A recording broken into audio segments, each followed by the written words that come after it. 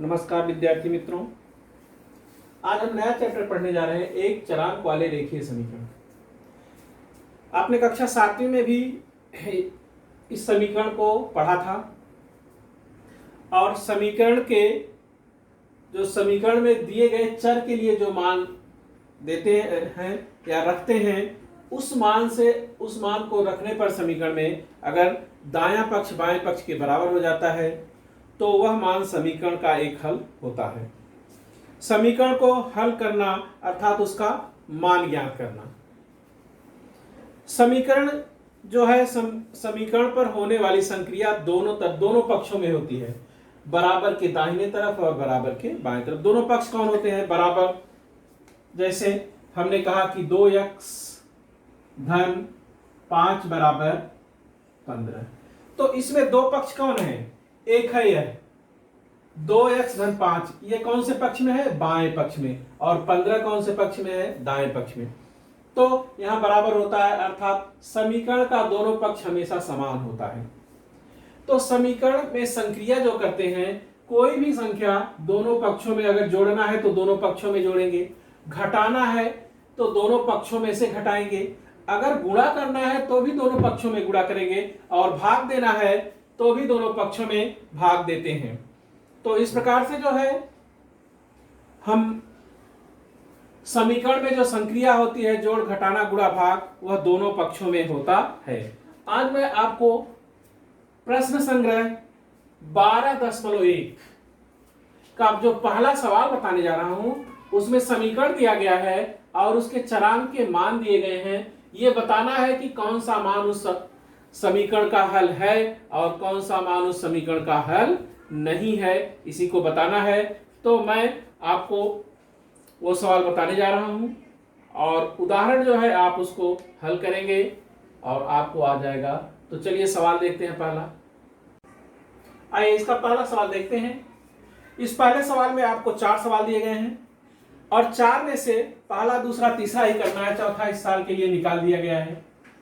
अब इस पहले का मैं पहला सवाल करने जा रहा हूं। पहला क्या कह रहा है? प्रत्येक समीकरण के बाद चर के लिए दिया गया मान उस समीकरण का हल है या नहीं, ये निश्चित कीजिए। तो आपने जो अभी तक पढ़ा है, इसको हल करने की 2 विधियां मैं आपको बता रहा हूं। आपको जो भी विधि अच्छी लगे वो आप करिएगा। सबसे पहले हमने इस समीकरण को लिखा, पहला सवाल, x ऋण 4 बराबर 3। अब x के 3 मान दिए गए हैं, x बराबर 1, x बराबर 2, 7 और x बराबर ऋण 7। आपको यह बताना है कि हल है या नहीं, कब हल होता है कब नहीं। यह x का यह दिया गया मान अगर इस समीकरण में रखें, बाएं पक्ष में रखते हैं, अगर दाएं पक्ष के बराबर आ गया तो समीकरण का हल है, और अगर दाएं पक्ष के बराबर नहीं आया तो समीकरण का हल नहीं है। अब इस समीकरण में बायां पक्ष है x ऋण 4, यह x ऋण 4 बायां पक्ष है और बराबर 3 जो है वह दाहिना पक्ष है। तो अब इसके 3 बार मान रखने, 3 बार हमको रखना पड़ेगा, तो ये थोड़ा लंबा हो जाता है। x बराबर 1 रखने पर बायां पक्ष बराबर हो गया x ऋण 4, तो x ऋण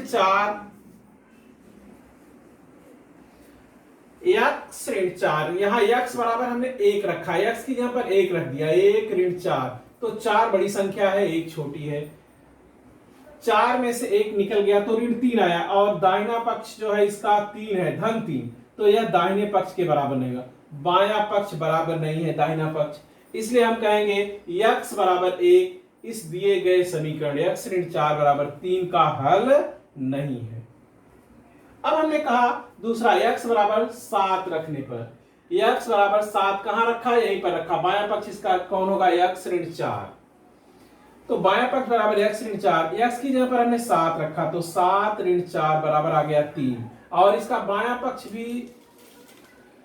में मान रखा, दाहिना पक्ष भी इसका 3 है, तो देखिए 3 और 3 बराबर हो गया, तो लिखा हमने दायां पक्ष। बायां पक्ष बराबर दायां पक्ष हो गया, तो इसलिए x बराबर 7 दिए गए समीकरण का हल है। तीसरा मान है x बराबर ऋण 7 रखने पर, इस बाएं पक्ष में रखा x ऋण 4 में, तो ऋण 7 और ऋण 4, तो ऋण 7 और ऋण 4 दोनों ऋण है, इसलिए जुड़ जाएंगे। 7 और 4 हो गया 11, ऋण 11। और यहाँ ऋण 11 आया और इसका बायां पक्ष के बाद दायां पक्ष जो है वो 3 है, तो ऋण 11 और 3 ये समान नहीं है, इसलिए बायां पक्ष जो है वो दाएं पक्ष के बराबर नहीं हुआ। तो इसलिए x बराबर ऋण 7 दिए गए समीकरण का हल नहीं है। ये तो आपको पहली विधि में इतना करना पड़ा। अब दूसरी विधि बहुत आसान विधि है, इस सवाल को दूसरे मेथड से भी कर सकते हैं। दूसरी विधि क्या है ये देखिए। पहले हमने क्या किया, समीकरण को लिख दिया x ऋण 4 बराबर 3, इसके बाद इसको पक्षांतर कर दिया, तो x बराबर हो गया यहाँ 3 और ये 4 जब अपने पक्ष से दूसरे पक्ष में आया तो यहाँ पर 3 और 4 ये 4 जो है ये माइनस से प्लस हो गया, तो 4 3 कितना हो गया, x बराबर 7। x का मान 7 आ गया। अब हमने देखा कि इसमें x का मान कहां पर 7 है, तो हमने पाया कि x का मान यहाँ 7 है, तो जो मान यहाँ आया और जो मान यहाँ मिल गया दोनों सेम हो गए, यह जो है दिए गए समीकरण का हल होगा। अर्थात x बराबर 7 दिए गए समीकरण का हल है और x बराबर 1 और ऋण 7 यह दिए गए समीकरण का हल नहीं है। आपने जो चीजें यहां से लेकर के यहां और यहां तक लिखा, उसी सवाल को यहां मैंने दूसरे विधि, देखिए मैं टिक कर रहा हूं, दूसरी विधि करके मैंने किया तो वह छोटे में हो गया। तो आप इन दोनों में से जिन भी विधियों का प्रयोग करना चाहें कर सकते हैं। आगे आपको 2 सवाल और है, एक मैं इस विधि से बताऊंगा और एक इस विधि से। आइए इसका दूसरा सवाल देखते हैं। 2a + 4 = 0। अब मैं यहां पक्षांतर की विधि बताने जा रहा हूं। पक्षांतर करने पर 2a बराबर हो गया 0 और -4, ये प्लस से इधर गया तो माइनस, इसलिए 2a बराबर हो गया -4। अब इस a का मान हमको निकालना, a बराबर हो गया -4 और बटे 2, 2 का पहाड़ा 2 दूनी 4, a बराबर हो गया -2। अब मैंने a का मान ऋण 2 निकाला। अब मुझे इसमें ढूंढना है कि a बराबर ऋण 2 कहां है, तो हमने लिखा, इसलिए a बराबर ऋण 2 दिए गए समीकरण का हल है और तथा a बराबर 2 और a बराबर 1 दिए गए समीकरण का हल नहीं है।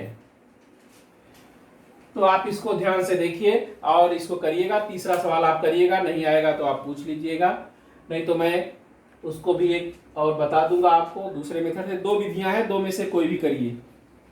धन्यवाद।